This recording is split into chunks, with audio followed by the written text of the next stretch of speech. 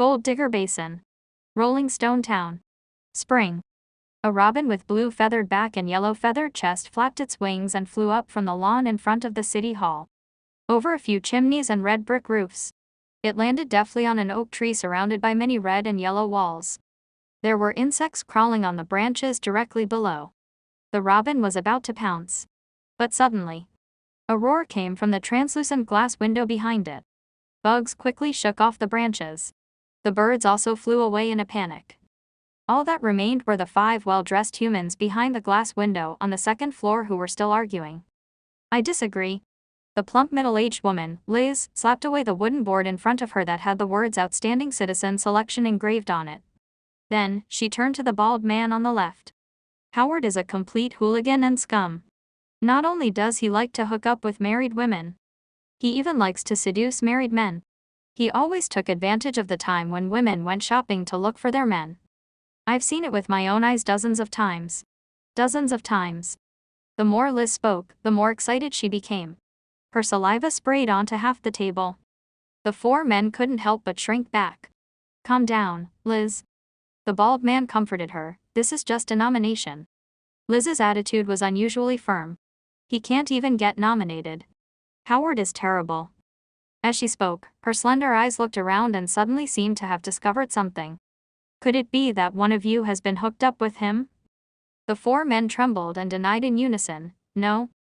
The bald man tore the recommendation letter in his hand into pieces. The committee unanimously rejected Howard Rose's nomination. Anyone who had worked in City Hall for more than a week knew how scary Liz's mouth was. She was the walking gossip board. If one were unlucky enough to make it into her gossip knowledge, then the whole town would know about this rumor tomorrow morning. Everyone present was a respectable person. They could not afford to be slandered. Then, the last candidate to be nominated is Mr. Matthew from the Mage District. He had just lived in Rolling Stone Town for 2.5 years, and he met the criteria for an outstanding citizen. His day job was as a history teacher at Seaver Public School, and the students all liked him. He also had a part-time job at the Public Security Bureau, and Captain Blake had a high opinion of him. According to the person who recommended him, Mr. Matthew is kind, warm, and generous. He doesn't have many friends in Rolling Stone Town and is always alone. The reason for this is that he's too busy to make friends. The bald man didn't finish his sentence. A gentleman on Liz's left raised an objection. Mr. Chairman, a recluse does not meet the criteria for an outstanding citizen. The bald man nodded slightly. Don't worry, Richard. According to the reference, Mr. Matthew had planted nearly 1,000 oak trees in Rolling Stone Town in 2.5 years, which had greatly greened the town's environment. The oak tree outside the window and the 3 trees in front of the city hall were all thanks to Mr. Matthew. In addition, Captain Blake of the Public Security Bureau had given a statement. The person of reference felt that Mr. Matthew had made an indelible contribution to the public security and environment of Rolling Stone Town and deserved to receive this year's Outstanding Citizen Award. Everyone listened. They couldn't help but glance outside the glass window. Was this tree planted 2 years ago? Why do I feel that it has always been there? Richard, who was dressed like a gentleman, muttered. It seems to be. I have an impression of it. Matthew was a tall, thin, handsome, and shy young man. Liz looked nostalgic. This is indeed an outstanding contribution. Another man reminded them, but the most important criteria for the selection is whether they can get along with other citizens. The bald man nodded. It's usually so, but the owner of this recommendation letter doesn't seem to write anonymous letters often. She accidentally added her own name at the end. Richard clapped his hands hard. The recommendation violated the rules. We will directly reject this. Alright, Rolling Stone Town still didn't have any outstanding citizens who could be nominated this year, just like the past 3 years. The rest of the people either shrugged or spread their hands, tacitly agreeing to this outcome. But at this moment, the bald man said it was signed by Sif Suki. Suki. It was the surname of the Lord of Rolling Stone Town. Sif Suki was the only daughter of the Lord of Rolling Stone Town. The room was silent for 2 to 3 seconds. Even the most picky Liz raised her hands. Let's skip the nomination round. I support Matthew to become an outstanding citizen. The others all agreed. However, before the bald man could finish his sentence, he slowly pulled out an old paper from the bottom of the pile of documents. There's one last question. This is the registration form that Matthew handed to the municipal government 2 years ago. It clearly states his origin and profession as an adventurer. I wonder if he wrote it wrong. According to my observations, what he had done in Rolling Stone Town over the years had nothing to do with his profession and even contradicted it. However, if what was registered on this piece of paper was true, I'm afraid he'll miss out on our generous reward for being an outstanding citizen. What profession? Isn't he just an ordinary mage? Everyone curiously went over to take a look. The first thing they saw was a sketch of a smiling face. Outstanding citizen, and bloody necromancer. In the class column below, the word necromancer was written on it. Wow! Someone exclaimed. If it's a necromancer, then it really won't work. I remember that the Lord hates necromancers the most, Richard said seriously, but this might be a misunderstanding. How about this? I'll talk to Matthew after work. The bald man nodded. Then I'll leave it to you. Also, do the assessment work. To be honest, I don't believe it either. In the evening, north of Rolling Stone Town, in the newly formed oak forest, a tall and thin figure was busy. Matthew held a shovel in his hand and filled the newly dug pit with a thin layer of mature soil. There were a few small sacks on the ground beside him.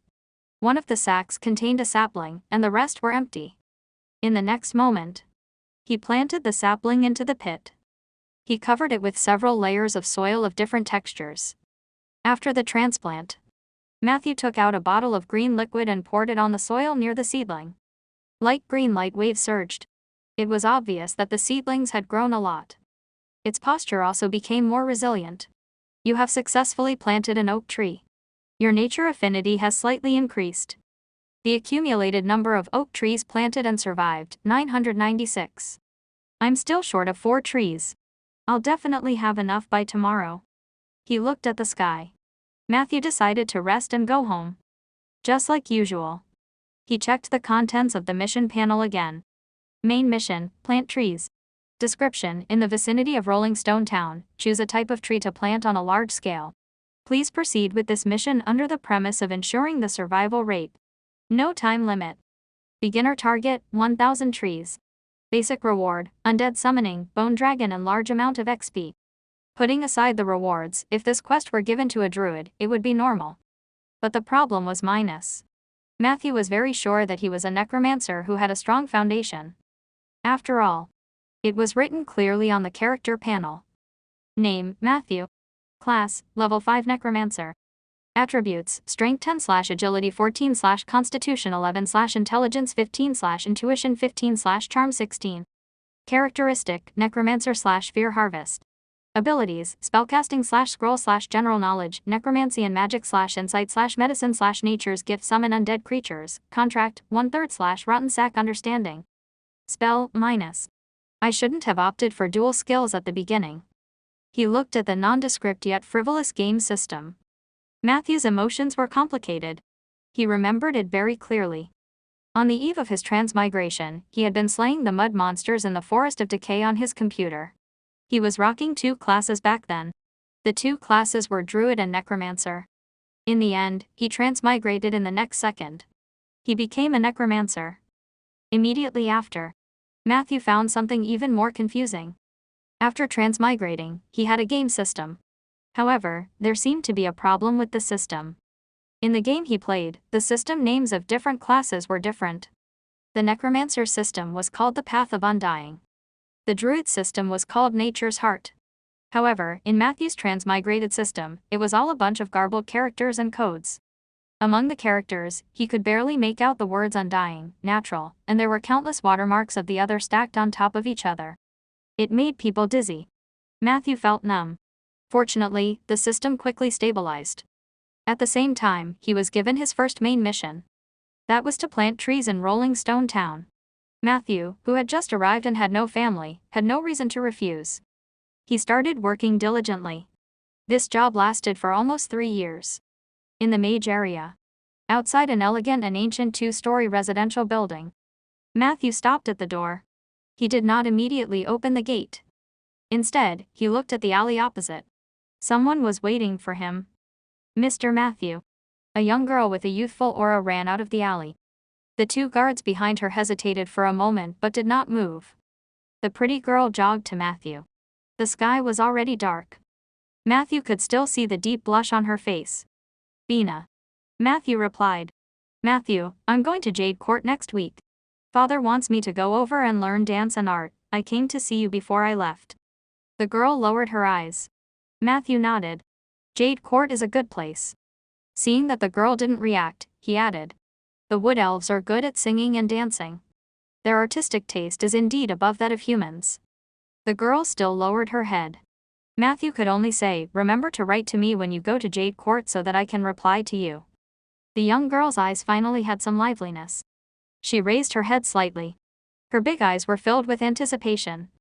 I will. Matthew, can you hug me before you leave? Matthew said awkwardly, I'm afraid that won't do.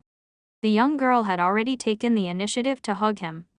Her soft body pressed against Matthew's chest. He could feel the rapid heartbeat. I like you, Matthew. Bina boldly confessed. Matthew let her hug him for a while. Then, he gently pushed her away. Then, he kindly reminded her, Bina, you're still young. You don't know what true love is. Even if you take 10,000 steps back, you've only seen the surface of me. You don't know the real me. Bina retorted excitedly, I know you. I've been secretly looking at you every day in class. I know everything you do. You are a good person. You love plants so much and you love life. There's no man better than you in Rolling Stone Town. I have reservations about this point of view. I'm sorry to disturb you, but official business is more important. A man's voice suddenly came from the other side of the room. Bina blushed. She quickly hid behind Matthew. Then, Matthew saw a man dressed like a gentleman walking over quickly. Mr. Matthew, I'm Richard from the 5-member committee of the City Hall. Regarding the outstanding citizen selection, I have an urgent message for you to confirm. This is the information you registered at the City Hall 2 years ago. Is this your profession? Is there a mistake? Matthew took the document from Richard and glanced at it. Then, he said with unusual determination, there is no mistake. As you can see, I am indeed a necromancer. Richard was stunned. This doesn't make sense. You don't look like a necromancer. Bina also snorted. I don't believe it. You must be talking nonsense on purpose. Matthew's expression was normal. In the next moment, he suddenly snapped his fingers in the direction of his home. Not long after, the kitchen door was pushed open from the inside. A tall shadow walked out from inside and came to the garden outside. Richard and Bina widened their eyes. It was a 2-meter-tall Tauren skeleton. As they walked, the skeleton greeted them, Hey. Matthew, this is rare. Do we have any guests tonight? Matthew shook his head. I don't think so. He looked at Bina and Richard, who were dumbfounded. I'm sorry to startle you, but I must say minus. It seems that you don't understand me, nor do you understand necromancers. Good night. Goodbye, both of you. At night, the thick aroma of mushroom soup filled the dining room and kitchen. Matthew and the Tauren skeleton sat opposite each other and enjoyed their dinner. What a pity, Matthew. Skeleton said regretfully, you really shouldn't have let me show my face in public. This time, not only did you lose the selection of outstanding citizens, but you also might have lost the admiration of an innocent girl. No matter how you look at it, it's a loss. Matthew drank a mouthful of mushroom soup and looked satisfied. I don't care.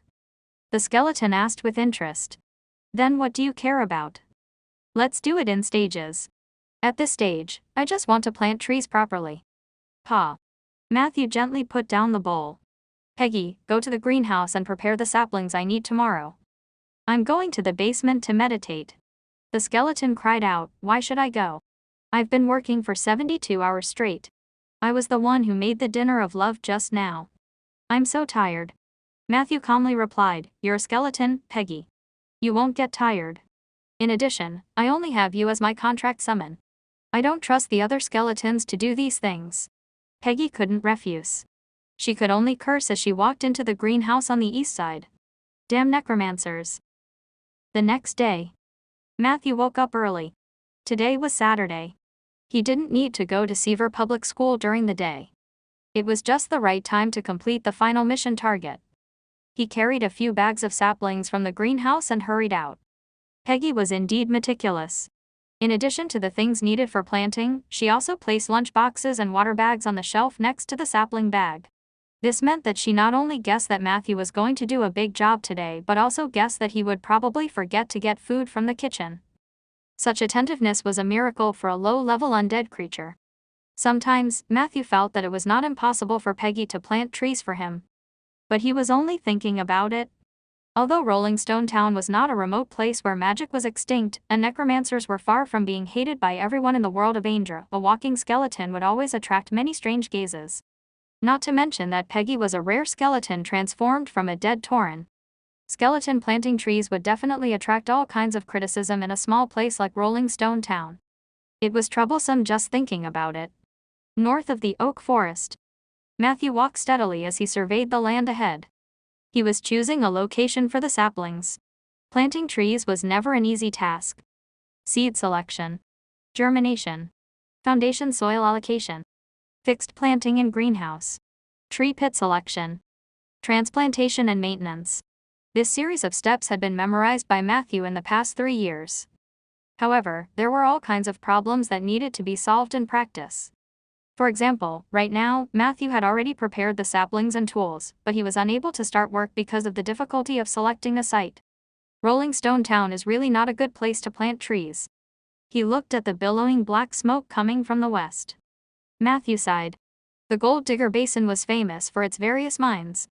The land here had been dug up several times by humans and kobolds, and most of the places were not suitable for plants to live. Man-made pollution was one thing. What was even more terrifying was the huge scar in the north. Matthew stood on top of a mound and looked north. It's getting closer. He looked at the black scar that was spreading from the north with a complicated expression. Scar of the dead. It was a scar left on the earth by a natural disaster many years ago. It started from Jewel Bay in the east, passed through Jade Court and Eversong Forest, and extended to the Duke's Territory and Gold Digger Basin of the human kingdoms. Near the Scar of the Dead, life force was extinguished. Even undead creatures found it difficult to survive. It was the purest and most brutal power of extermination. Mortals couldn't fight it. There are many similarities between this world and the game world, but there are also many differences. There was no Scar of the Dead in the game world, and I have never heard of Rolling Stone Town and Jade Court. Could I be in the same game universe but not in the same plane? He retracted his gaze. Matthew walked down the hill. Behind him was the oak forest that was gradually taking shape. In front of him was a barren land, and behind the oak forest was Rolling Stone Town with red roofs and yellow bricks. The 3 regions were clearly separated. Sometimes, Matthew felt that the mission issued by the system might be related to the Scar of the Dead. Because the more he looked at the oak forest, the more it seemed like a shield in front of the Scar of the Dead. It was a pity. Just relying on an oak forest won't be enough to stop the Scar of the Dead from spreading. He thought casually. Matthew walked around the hill. He finally found a few suitable pits. Although this place was beyond his planned location, it was still a distance away from the Scar of the Dead. The oak saplings planted here might be able to survive. Limited by his physique and strength, Matthew could not be considered swift and decisive in his work, but he was more experienced. He maintained a certain rhythm and speed. Until the sun rises high in the sky. The saplings and the sacks had settled down at the foot of the hill. Matthew wiped his sweat, took out a bottle of green liquid from his pocket, and sprinkled it on the oak seedlings one by one. This was the green growth liquid that he had asked someone to buy from the druids of the Guardian Highland at a high price.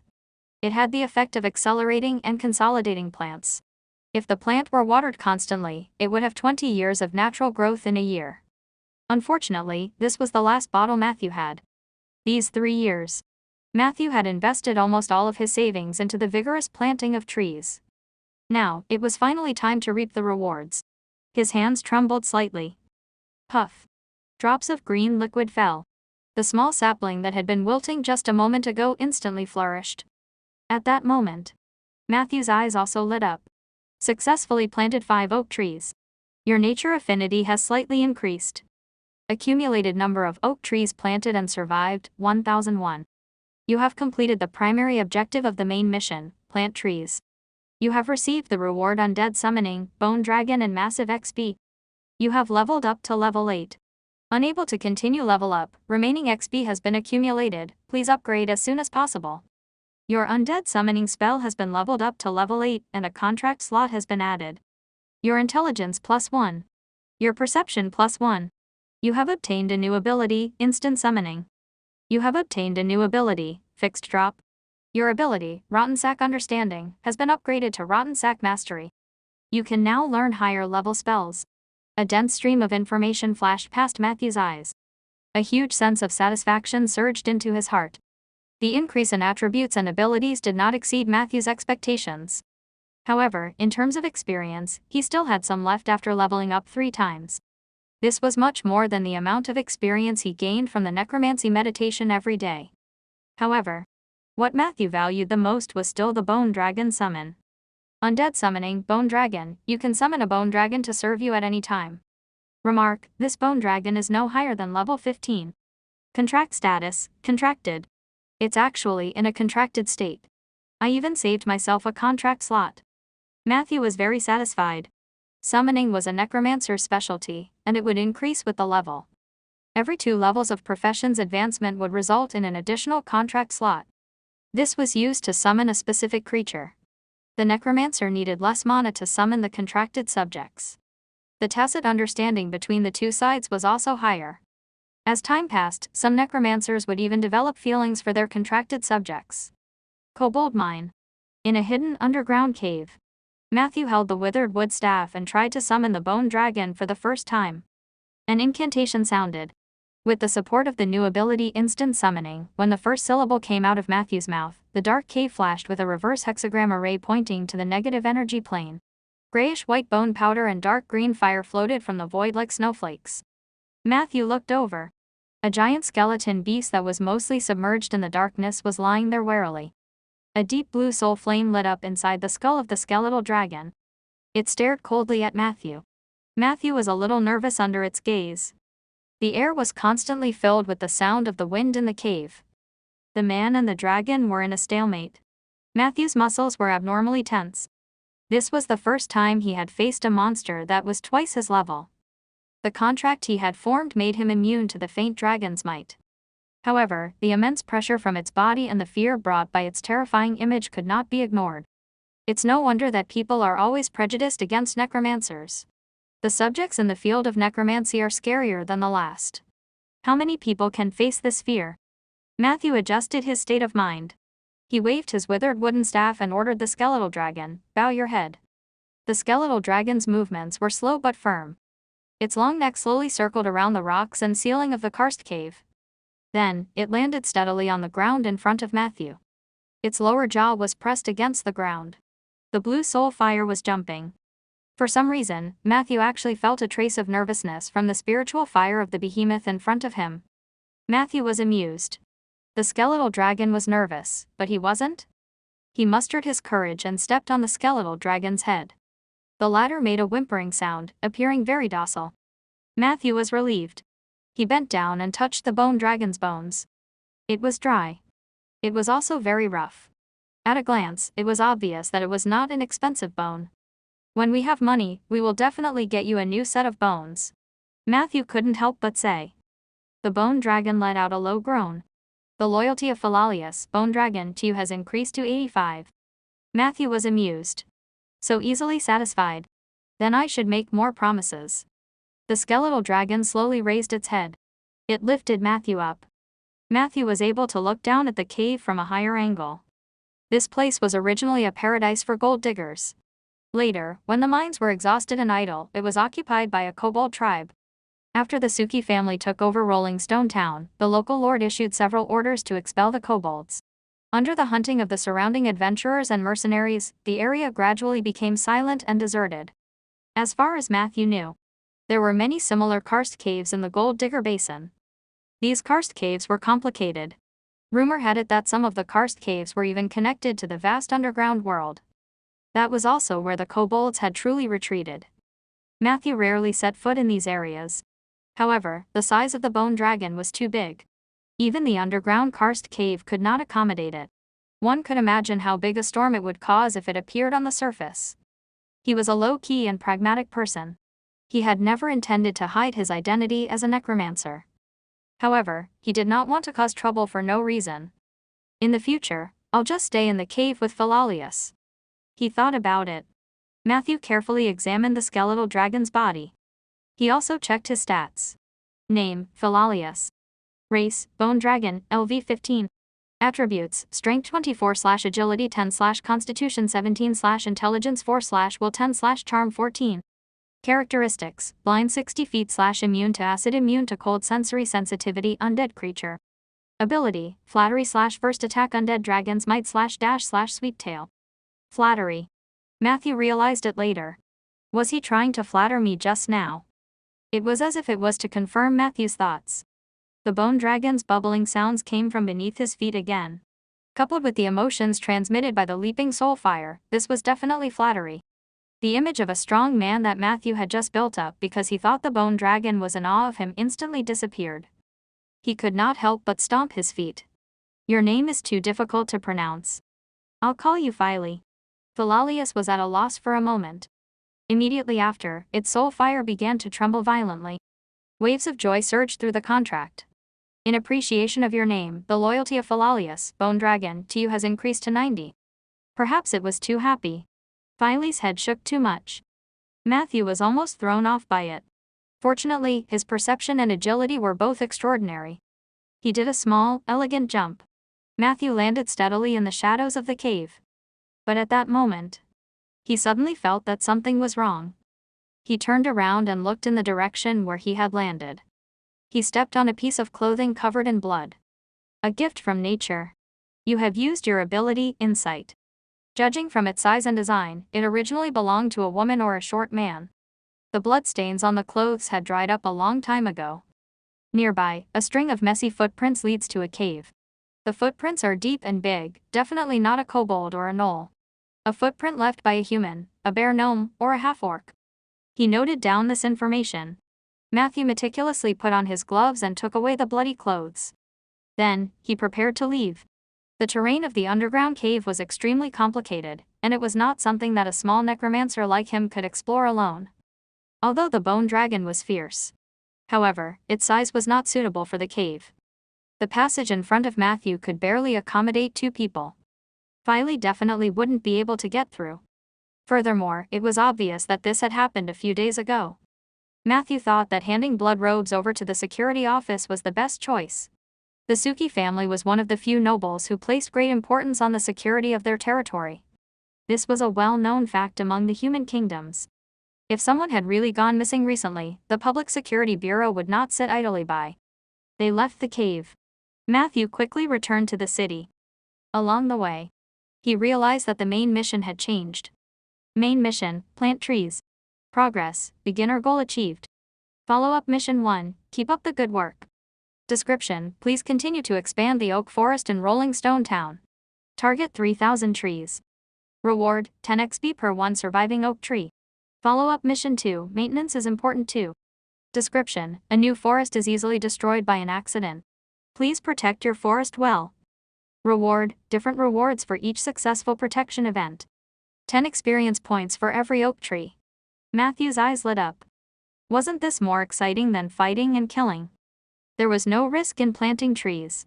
As for protection, Matthew didn't care too much. Ever since the kobolds disappeared, the security of Rolling Stone Town had been very good. The bloody clothes in the karst cave should be an accident, probably related to those restless adventurers. My oak forest is planted on private land. No one would dare to secretly cut down trees, right? Matthew thought. Other than the 2 follow-up missions. Matthew didn't know when, but a symbol similar to Taiji had appeared at the bottom of the mission bar.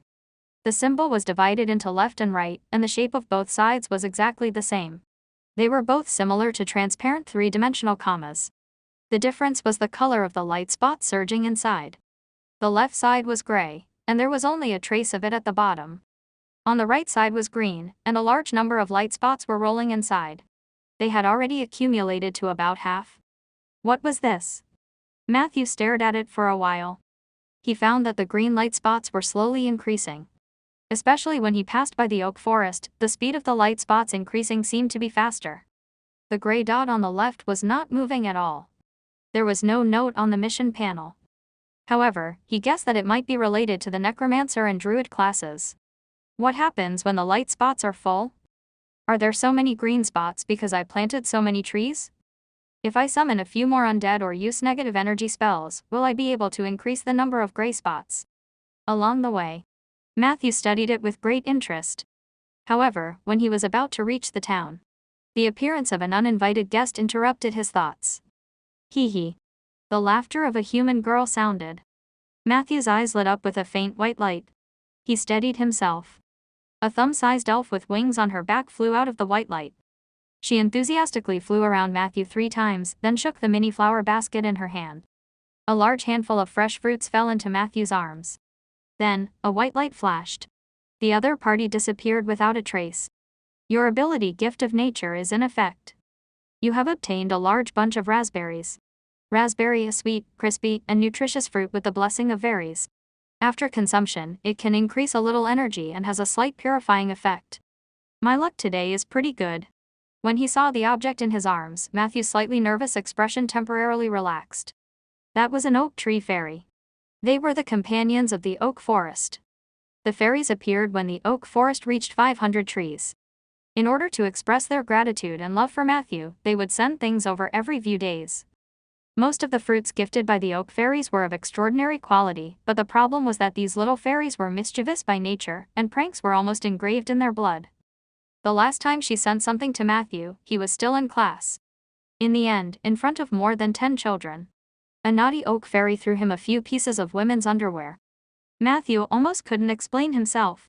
He couldn't possibly tell his students that this was a gift from nature, right? Fortunately, most of the time, the fairies still abided by their duties. Matthew did not argue with them. Chewing on the sweet raspberries, he quickened his pace. At the intersection 2 blocks away from the security office, he bumped into an anxious Blake. It was a burly, bearded young man. Matthew, I was just about to look for you. Blake was delighted to see Matthew. Matthew's heart skipped a beat. Did something happen? Blake nodded quickly. The farmers in the east found a merchant who was intercepted and killed on the road. His body has just been sent to the town. I need your help. Matthew said without hesitation, let's go. The two of them rushed in the direction of the security office. Blake was the garrison captain of the Public Security Bureau. He was also one of the few people in Rolling Stone Town who knew Matthew's profession. In order to save money for the planting business, Matthew not only applied for a job as a history teacher at Seaver Public School but also part-time as a corpse consultant at the Public Security Bureau. As everyone knew, the Call of the Dead was the most basic necromancy spell. It could capture the souls of the recently deceased for interrogation. With Matthew's support, the Security Bureau's case-solving rate skyrocketed. Time passed. The residents of the territory knew that Blake from the security office was a god when it came to solving cases, so they rarely caused trouble. It could be seen that Matthew had played a big role in the public security of Rolling Stone Town. A moment later, in the morgue of the Public Security Bureau, in front of Matthew stood a ghost with a reserved and blank expression. Who killed you?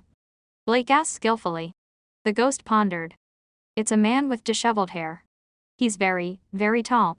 Blake frowned. Why did he want to kill you? The ghost shook his head. I don't know either. That day I came back from Jilu City to buy goods. Because I drank some wine, I went the wrong way. When I woke up, I was already near the ghost castle. I saw a group of people singing and dancing there. There were also many ghosts flying above their heads. It was a terrible scene, those ghosts. As he spoke, his entire body began to tremble. He could not even maintain his spirit body form. Matthew hurriedly interrupted and reminded, don't be afraid. You're also a ghost now. The ghost said woodenly, oh. Do you remember anything else? Is there any information that you can provide us? Blake seized the opportunity to ask. The ghost shook his head. I don't know either. That day, I came back from Jilu City with some goods. It was a terrible scene, those ghosts. Blake and Matthew looked at each other helplessly. Ghosts were like this. Most of them only had a small amount of memories from when they were alive, and most of them were memories with strong emotions. Other than these, no matter what question you asked him, he would only repeat some memory fragments. This was also the limitation of the Call of the Dead. Blake tried to ask another question. After confirming that there was no way to pry more useful information from the ghost's mouth, he sighed. He signaled Matthew to remove the spell with his eyes. Before Matthew could do anything, the ghost actually looked over. Wait, am I really dead? Blake said sympathetically, I'm very sorry. The ghost sighed and said, what a pity, after I die, my wife will definitely take the family property and take the child to find another merchant to marry. I'm afraid she won't carefully choose a suitable burial place for me. Blake did not know how to answer for a moment. Can you bury my body in the oak forest north of town? There was no need for a coffin. You could just bury me. I quite like oak trees. The last time I passed by, I seemed to have heard little girls chattering and quarreling. According to my grandmother, I believes I bumped into a flower fairy. This is my only wish. As he spoke, his spirit body gradually faded away. Before Blake could speak, Matthew agreed. Sure. Thank you. The ghost disappeared. Blake looked at Matthew hesitantly. Matthew spread his hands and thought, Master Ronan won't mind. Blake touched his head. All right, do as you please. It's your forest anyway. However, this corpse will only be handed over to you tomorrow. There are still some necessary inspections and procedures tonight. Matthew nodded. He took the opportunity to tell Blake about his discovery in the underground cave.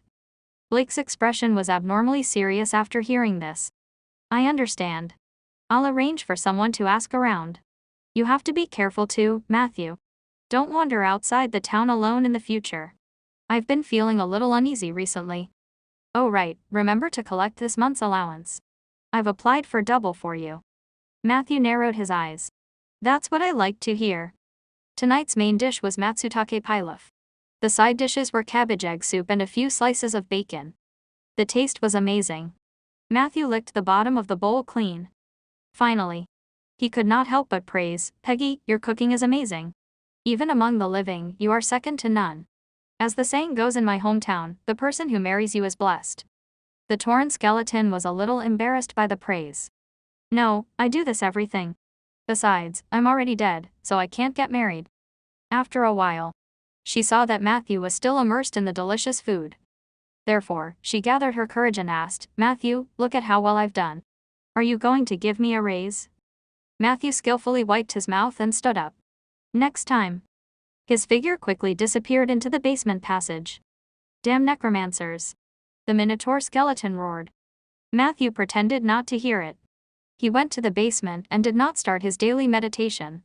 Instead, he took out a crystal ball that was about to turn gray from the cupboard in the room next to him. Blood robes in the karst cave. The merchant was intercepted and killed.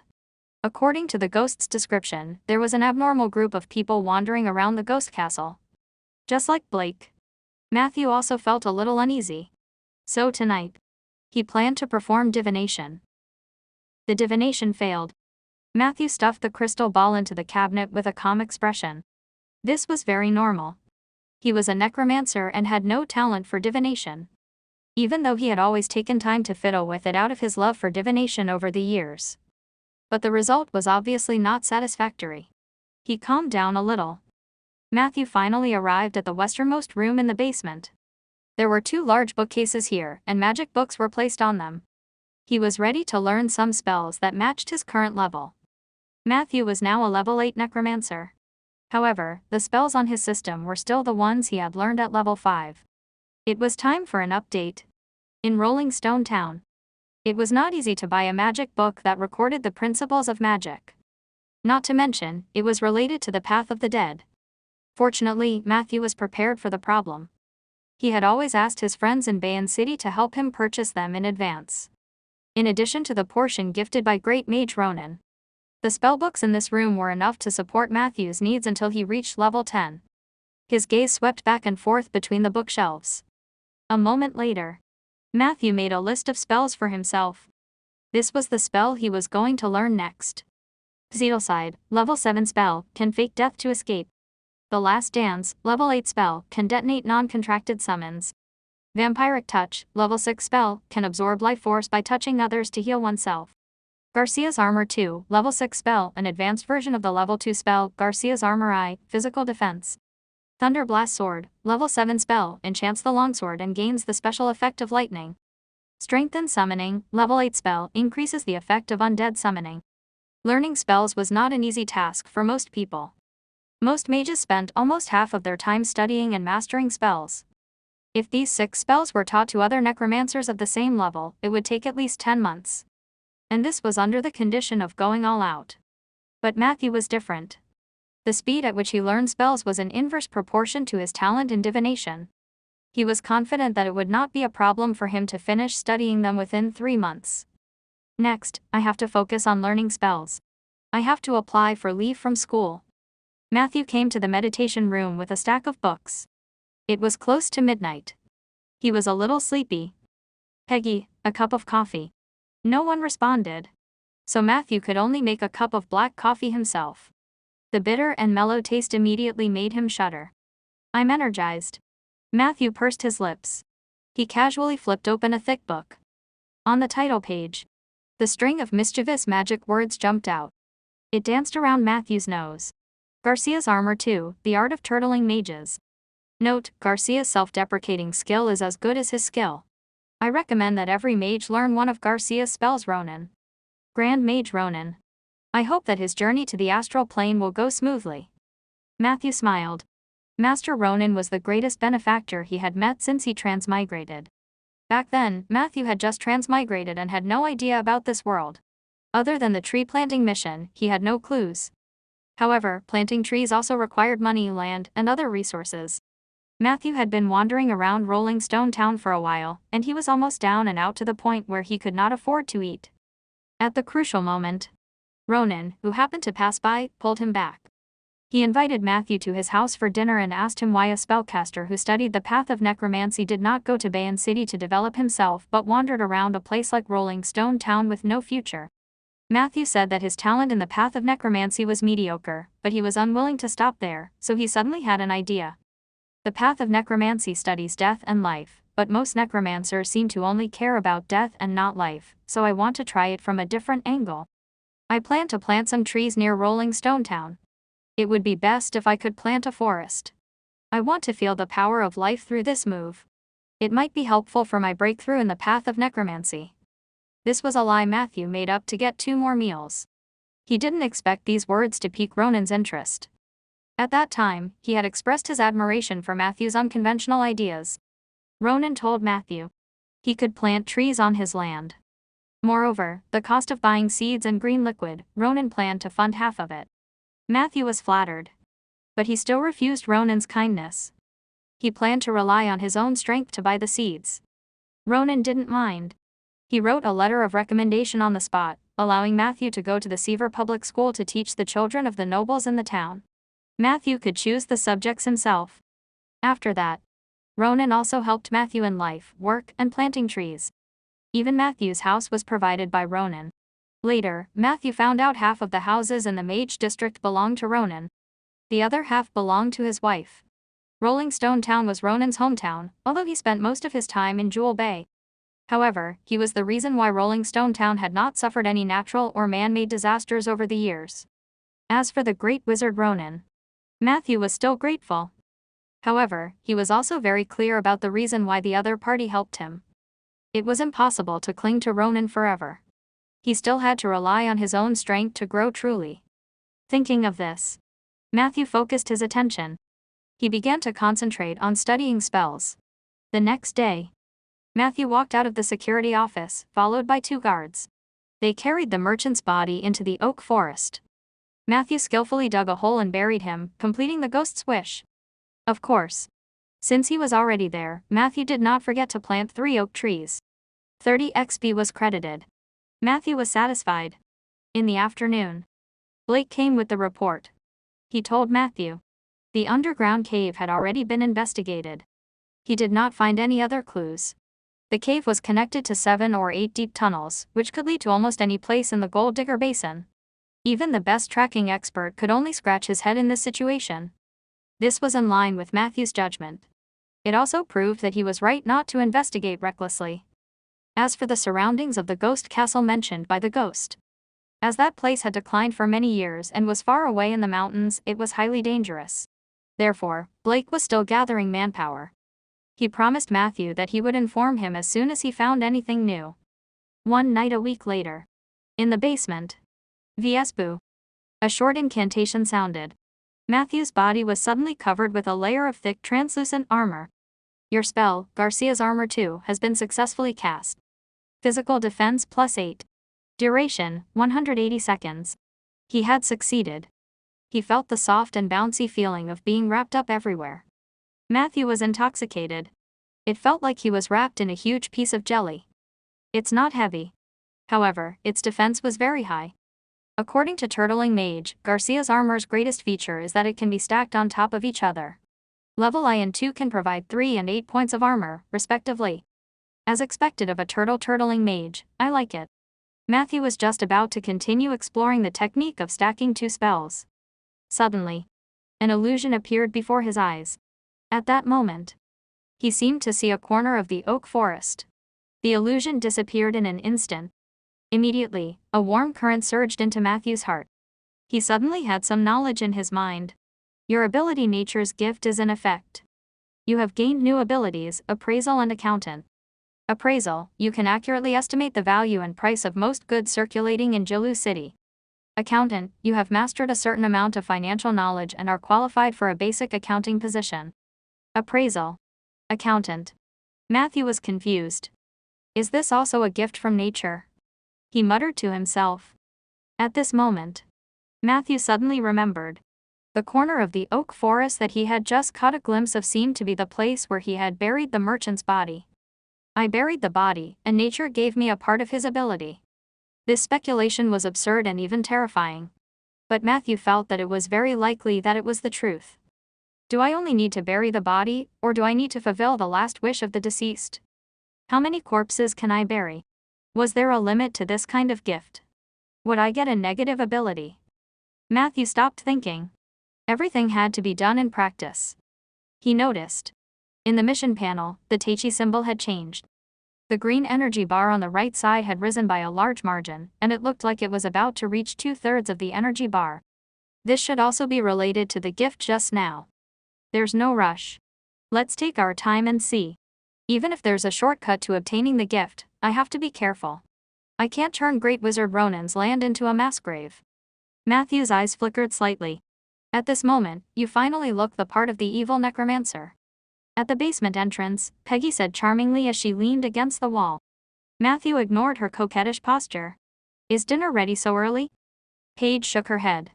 Big Beard is here. He seems to be in a hurry to see you. At the gate of the fence. What is it? Someone kidnapped Sif.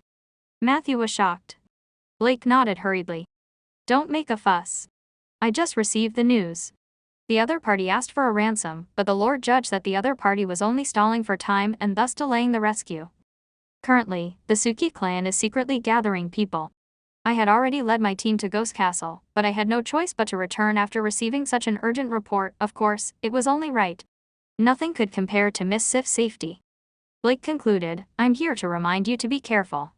There might be more abnormalities happening in the future. You don't have to worry about Miss Sif. Everyone will do their best. With that, he left in a hurry. Matthew frowned. Sif was the only daughter of this generation of the Suki family. She was also his student. Just like Bina. The girls at the school liked Matthew very much. Matthew remembered the last time he saw Sif. The girl even told Matthew that she had written an anonymous letter to the city hall, recommending him to be this year's outstanding citizen. Later, the people from the city hall really came to confirm it. Unexpectedly, in the blink of an eye, Sif had been kidnapped. Kidnapping the only daughter of the Suki family in Rolling Stone Town was too outrageous. The other party was really daring. Either it had been planned for a long time, or they were simply mad. Even Ronan's title of Great Mage couldn't suppress this madness. How crazy was this? Matthew felt deeply uneasy for Sif. Unfortunately, he did not have any clues about the kidnappers. Divination was not his forte. I'm afraid I can't help. He closed the door. Matthew sighed softly.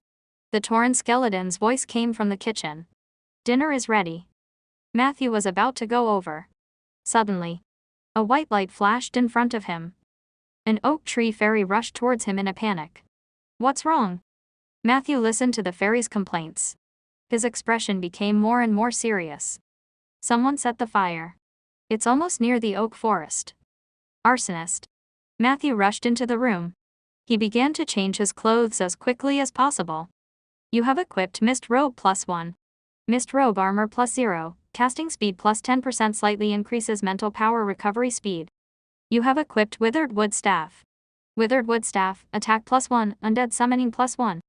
You have equipped the Magical Bag. Magical Bag contained 8 slots. Each slot can store up to 12 items of the same type. Currently stored items: Rotten Spore, Phantom Butterfly / Scrolls. After changing into a completely different outfit, Matthew's entire temperament changed. Normally, he was more like a young teacher who was easy to talk to. But now, he was one step closer to the typical necromancer in the public's mind. Dinner is ready. Peggy walked over with a pot of fried mushroom noodles. I'll eat when I come back, Matthew said as he hurried into the night. 10 minutes later, Matthew's figure appeared at the edge of the oak forest. The only thing that accompanied him was a mage fire used for illumination. His expression did not look too good. The appearance of the suspected arsonist had greatly threatened his most important resource. He was like a cat whose tail had been stepped on. In an instant, he became furious. According to normal logic, he should go to the police station for help. However, Matthew considered that Blake must be busy with Sif's matter and might not be able to free up his hands to take care of Matthew's matters.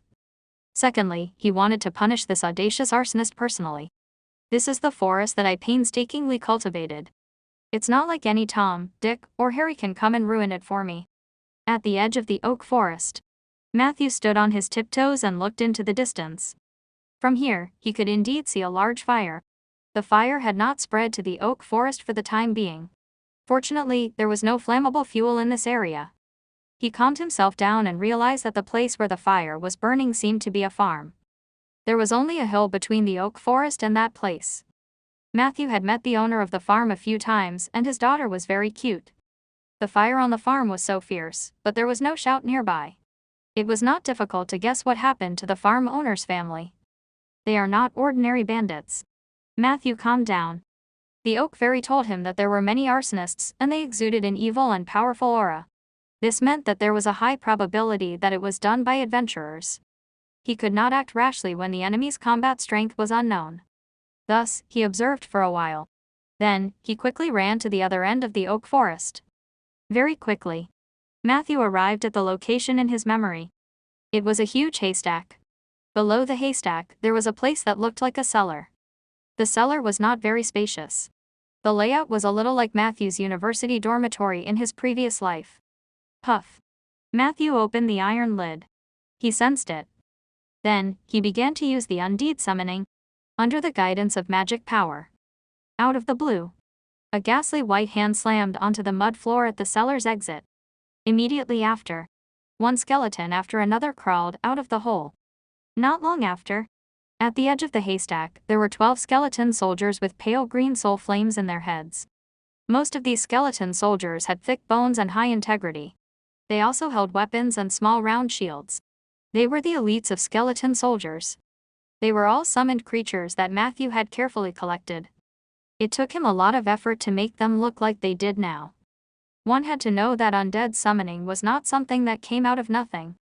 No matter how powerful a necromancer was, it was impossible for them to conjure a team of skeleton soldiers out of thin air. Summoning undead required materials. Take the skeleton soldiers as an example. Summoning them required a certain number of bones. If the number were insufficient, even if the summoning was successful, the skeleton soldiers you summoned would still be missing arms and legs. Not to mention fighting, they might fall apart after taking 2 steps. The reason why skeleton soldiers were synonymous with cannon fodder was because the materials they needed were relatively easy to obtain. The others, such as dark warriors, blood demons, bone dragons, and soul eaters, were thousands of times more difficult to summon. Of course, there was also a way to bypass the casting materials and obtain the summoned creature. That was to build a magic circle that pointed to the negative energy plane. One could directly pull the subjects over from the other side. However, the amount of resources consumed was even more shocking. Even a high-level mage would weigh the pros and cons before constructing such a magic circle. Therefore, generally speaking, it was not without reason that necromancers with low morals preferred to wander around the cemetery and mass graves. They were really poor. And someone like Matthew, who had bought almost every bone in the cellar with his own money or picked it up by accident, was definitely a saint among necromancers. "Let's go," Matthew ordered. The skeleton soldiers, who were slightly slow to react, slowly followed him. Waves of cold air began to spread. In the oak forest, even the noisy night wind became silent. It seemed that even they were afraid of the arrival of the undead. Boom! A violent flame exploded in the farmland. The strong wind blew, adding fuel to the fire. He watched as the farm gradually disappeared into the sea of fire. Heiss, who was wearing a black singlet and revealing his muscles, revealed a smile that came from the bottom of his heart. He suppressed the thought of continuing to set the fire. He shifted his gaze to the dark forest not far away. Fane's information seems to be true. Rolling Stone Town is defenseless at a time like this. Then let me bestow them with a little more shock with the flames. He strode towards the hillside. Behind him, the 6 followers followed him. Is everything arranged? Heiss asked indifferently. Boss, don't worry. Not a single one survived. They were all burned alive. One of the scarred faces revealed a sinister smile. Heiss nodded in satisfaction. As a level 11 arsonist, he could feel that his strength had increased a little. Not much. But it was clearly visible. In fact, according to the original plan, he should have retreated after burning the farm, but the feeling of having his strength increased made him extremely intoxicated. Especially when he noticed the oak forest in front of him, he immediately changed his mind. He could feel the exuberant vitality contained in this forest. Burning this forest would bring him a great increase in strength. That was about 10 times the size of the farm. It was almost the same as burning down a street in a city. However, the risk was far lower than setting fire to the city. No arsonist could resist such a temptation. In particular, Heiss could clearly sense that as long as he burned this forest, the path of flame that was originally very vague for him would become clear. He could no longer hold back his crazy thoughts. Set fire. Set fire. He wanted to burn it. Burn. Burn. Stop. They walked halfway up the hill. Heiss suddenly shouted. The 6 attendants immediately surrounded him vigilantly. Boss, what's wrong? Do you want to retreat? Scarface asked. Heiss ignored him. He just stared straight ahead with his eyes wide open. The night breeze brought along a faint green fluorescent light. There was a faint smell of decay in the air. It's a bone flame. Heiss looked thoughtfully at the row of figures slowly appearing on the hillside. Skeleton soldiers. A necromancer. Heiss' furrowed brows immediately relaxed. Did Fine send you here? Go back and tell him that I'll find him after burning this forest. As for whether or not to join the church, that will depend on his sincerity. The skeleton soldiers did not move. The person who was hiding in the dark and controlling these undead creatures did not say anything. Heiss couldn't help but laugh. You're not going to stop me, are you? With these skeletons. His followers also laughed. Scarface volunteered. Boss, I can send all these skeletons flying with a single kick. Heiss shook his head. His gaze searched the hillside.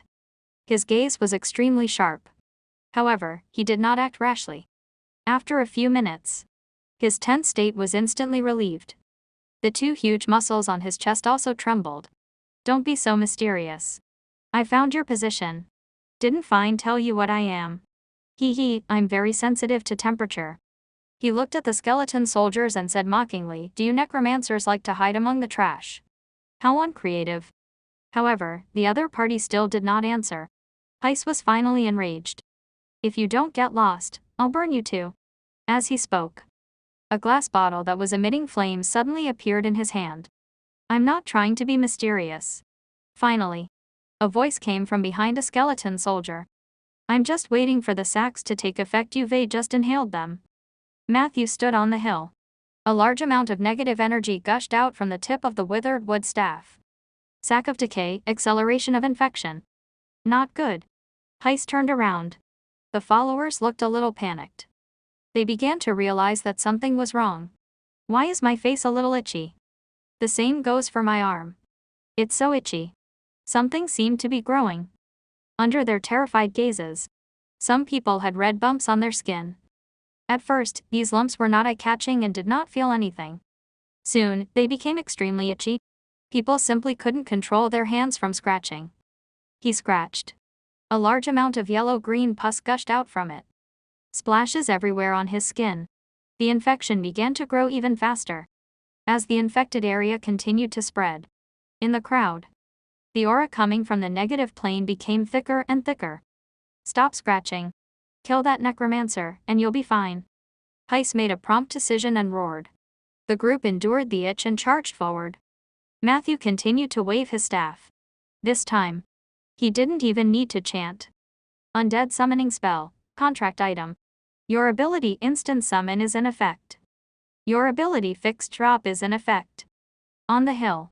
A large green circle of light appeared in the area where the group was about to rush up. Quickly dodge. Before Heist could finish, a tall figure descended from the sky. Bang. One of the followers couldn't dodge in time. He was smashed into meat paste. The people beside him were also affected by the shock wave and rolled down the hill. Heist looked over furiously. The 2-meter-tall figure was looking around in a daze. Her bones were white and flawless. But the most eye-catching thing was the plate in her hand. Matthew. Do you want to have dinner? Just nice, I just heated up the fried mushroom noodles again. Peggy looked at Matthew happily. No, throw away the fried noodles, Peggy. I want you to fight for me. Matthew said. Peggy's mood suddenly became serious. She turned to face the arsonist. Then, she said to Matthew. In that case, please buff me. Like and subscribe.